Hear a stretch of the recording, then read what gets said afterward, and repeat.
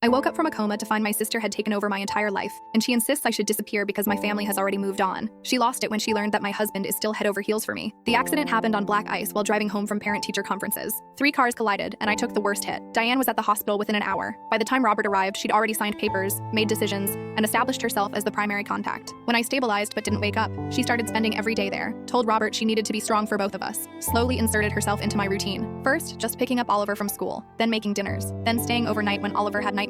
Robert was grateful for the help, spending every evening at the hospital holding my hand, reading to my unconscious body. Diane would take photos of him there, post them, saying, "Visiting my poor sister while managing our household," made herself look like a saint while literally becoming me. 2 weeks after waking up, Diane's campaign to erase me intensified. She legally changed her name to Diana, close enough to confuse everyone. Told Oliver that mommy had been very sick and might look different now.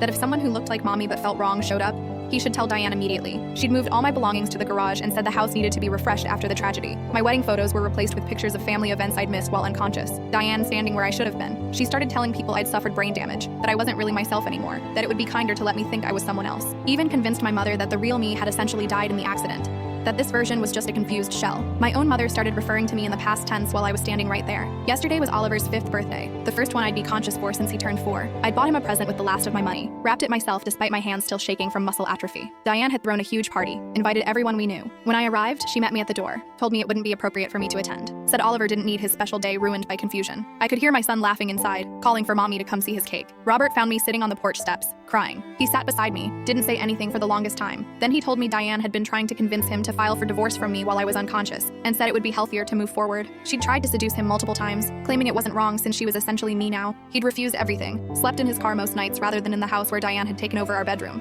He'd kept my real photos in his office, talked to my unconscious body every single day about how he was protecting our life until I came back. But now that I was awake, Diane had convinced everyone I was the imposter. I went back to the house at midnight to pack whatever was mine from the garage. Diane had won. Oliver didn't know me. My mother thought I was brain damaged, and even neighbors crossed the street when they saw me. Found a box with my old journals, my degree, proof I had existed before the accident. As I loaded the last box in my car, ready to drive away forever, Robert came running out, grabbed me from behind, arms around my waist, begging me not to leave. Said he'd been waiting 8 months for his wife to come home. Diane came outside in my pajamas, saw Robert holding me, and started screaming about calling the police on the intruder. Robert turned to her, still holding me, and said loud enough for the whole neighborhood to hear that his wife was finally home, and her sister needed to leave immediately. Diane went silent, then vicious, screaming that I'd been dead, that she'd earned this life by keeping it warm. Oliver appeared in the doorway, confused by the yelling. Robert called him over, knelt down, and said that mommy had been very sick but was better now, that Aunt Diane had been pretending to help but got confused. Oliver looked between us, then reached for my hand, said I smelled like mommy used to. Diane packed that night while Robert sat guard. She left, still insisting she was the real me, that we'd stolen her life.